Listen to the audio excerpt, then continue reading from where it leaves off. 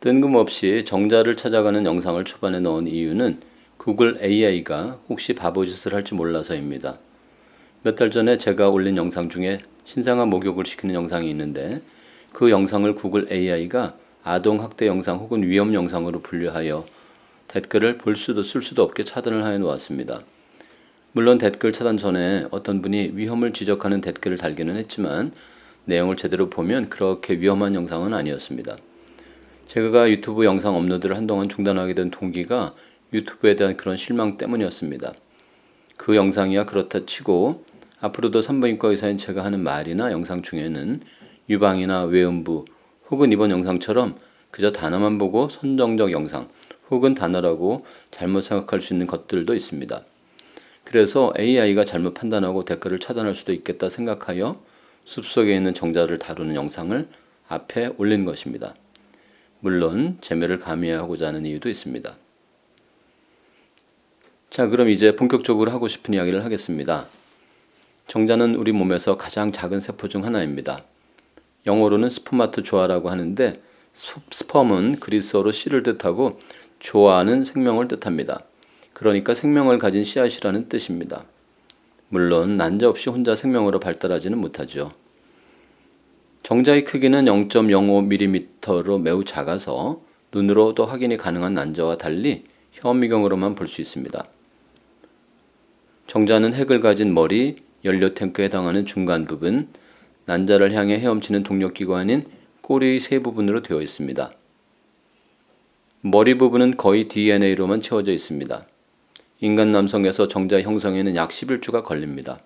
포유 동물 중에 가장 긴 기간이라고 알려져 있습니다. 성적으로 왕성한 성인 남성은 하루 1억 5천만 마리의 정자를 만들며 죽을 때까지 4조 마리의 정자를 만든다고 합니다. 정자에 있어 무엇보다 대단한 점은 그 작은 정자가 가야 하는 거리입니다. 자궁 입구부터 난관 중심까지 17cm 정도 되는 거리는 정자 전체 길이 3,000배에 해당하는 거리입니다. 1.7m 키 인간으로 환산하면 5,100m, 즉 5km 정도의 깜깜한 바다를 헤엄쳐가는 셈입니다. 제가 있는 병원에서 가까운 마포대교의 한강폭이 1km가 조금 넘는다고 하니까 한강을 5번 건너는 셈입니다. 그것도 그냥 바다가 아니라 온갖 수초와 바위덩어리 같은 방해물이 있는 바다입니다. 그래서 죽지 않고 목적지인 난자가 있는 난관까지 도달하는 정자가 200마리가 채 안 됩니다. 나팔관도 두 군데나 있는데 어느 쪽 나팔관에 있는지도 모르는 난자를 정자가 어떻게 찾아가는지 밝혀내는 것은 과학자들의 숙제였습니다. 등대는 없지만 정자가 난자를 찾아가는 데 도움을 주는 몇 가지 도구들이 있습니다. 첫째는 난자가 있는 곳의 산송도입니다. 정자는 알칼리성이 들수록 빨리 움직이는데 질은 산성이 강하고 난자가 있는 주변은 알칼리성이 강해서 난자가 가까워지면 빠르게 움직입니다. 또한 정자는 미세한 온도 변화를 감지하는 능력이 탁월합니다. 그리고 정자가 찾아가야 하는 난자는 주변보다 약 2도 정도 온도가 높습니다. 그런 온도의 차이는 정자에게 아주 좋은 길잡이가 됩니다. 정자는 후각 기능도 있습니다. 정자의 표면에는 코 속의 후각세포처럼 냄새 수용체가 있습니다. 정자의 냄새 수용체는 난자에서 나오는 냄새 분자를 찾아서 길을 찾게 됩니다. 그러나 정자에 대하여는 아직 모르는 것도 많습니다. 임신이 되기 위해 왜 그렇게 많은 정자가 필요한지 모릅니다. 수정을 위해서는 단 한 마리의 정자만 있으면 되고 실제로 시험관 씻을 때는 단 한 마리의 정자만을 사용합니다. 살아서 난자에 도달하는 정자가 200마리 정도라면 현재의 100분의 1만 방출해도 2마리는 난자에 도달하니까 경제학적 관점에서 보면 낭비입니다.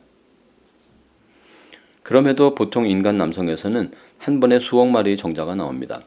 한 번 사정에 6천만 마리보다 적은 정자가 나오면 임신이 되기 어렵습니다. 이런 것을 정자 희소증이라고 합니다. 아예 정자가 나오지 않는 것은 무정자증이라고 합니다. 기형 정자의 비율이 높거나 운동성이 떨어지는 정자가 많아도 임신이 어렵습니다. 정자의 숫자나 모양 또는 운동성을 조사하는 것을 정액검사라고 합니다. 아래는 정액검사의 모습입니다. 작은 한 칸에 몇 마리의 정자가 있는지 세어야 하는데 정자가 움직이기 때문에 빨리 세어야 합니다. 정자에 대한 이야기는 이쯤 하고 이제 여기서 왜 제목을 정자를 찾아서라고 했는지 이유를 말해야겠습니다. 남성의 문제로 임신하기 어려운 부부에게 타인의 정자를 제공하여 임신을 하도록 돕는 난임 시술이 있습니다. 남편의 정자를 이용한 인공수정을 AIH라고 하고 타인의 정자를 이용한 인공수정은 AIT, 그러니까 Artificial Insemination by Donor라고 합니다. 지금은 아마 웬만한 대형병원에는 정자 운영을 운영하는 것으로 알고 있는데 제가 산부인과 전문의 수련을 하던 30년 전에는 정자 운영이라는 것이 없었습니다. 그래서 정자를 확보하는 것이 산부인과 전공의 2년차의 업무였습니다. 2년차 중에 학생 실습을 지도하는 사람을 에듀케이션 치프라고 합니다. 인공수정 시술을 받을 난임 부부가 배란기가 되어 병원을 방문하면 정자를 확보하기 위해 2년차 전공의는 여기저기 발품을 팔아야 합니다. 보통 도서관을 방문하는 것이 제일 쉽습니다. 많은 학생이 있기 때문입니다. 물론 아무나 붙들고 정액 좀 기증하라고 하면 선뜻 응할 학생은 없습니다.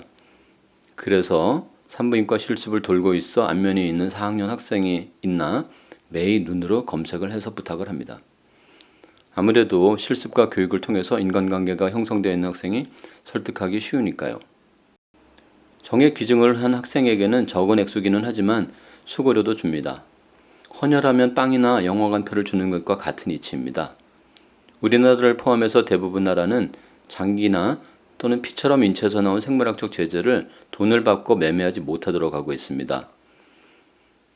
그래서 그때 기억으로는 한 5만 원 정도의 돈을 지불했던 것 같습니다. 난자에 비하면 정자는 채취하기가 쉽기 때문에 수고료를 많이 주지는 않습니다. 지금도 그런지 모르겠는데 그때는 서울대학병원에서 인공수정을 하면 서울대 의대생의 정자를 받아서 인공수정을 하는 경우가 대부분이라고 난임 환자들 사이에 소문이 나 있었습니다. 사실이 그렇기도 하고요. 그리고 이왕이면 머리 좋은 유전자를 받고 싶은 마음에 서울대 병원에는 인공수정 환자가 많았던 것으로 알고 있습니다. 산부인과 실습을 도는 학생 중에 특히 정자 공여를 많이 하는 학생도 있고 그렇지 않은 학생도 있는데 보통은 학생들은 한 번 이상은 교육 전공의에게 끌려가기 쉽습니다.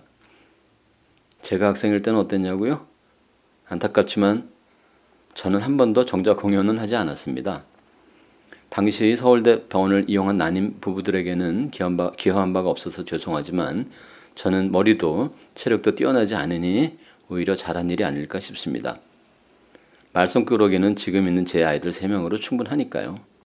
참고로 오늘 영상에 참고한 책은 로버트 마틴이 쓴 우리는 어떻게 태어나는가 하는 책과 카타리나 베스트라가 쓴 내가 태어나기 전 나의 이야기입니다. 오늘 영상은 이것으로 마치겠습니다. 시청하여 주셔서 감사합니다.